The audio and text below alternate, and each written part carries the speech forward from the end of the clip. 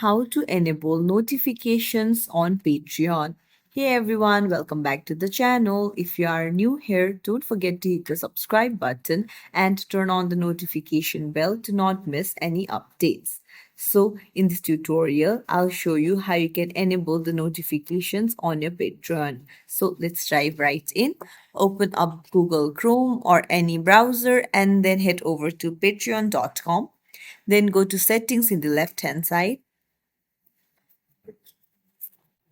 So there you'll find email notifications and you can see comment replies and reactions. You can toggle it on. Similarly, you can see various other options under marketing.